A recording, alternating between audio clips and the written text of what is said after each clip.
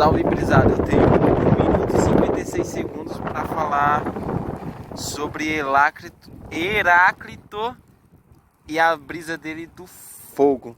A constante transformação, o renascimento, aquela chama pulsional dos instintos, aquilo que se consome com o tempo, o vento e o espaço.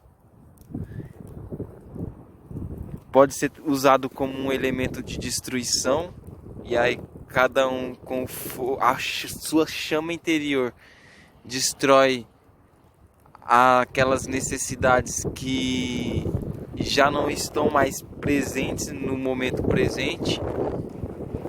Nossa, mano, que redundância, não estar presente no momento presente.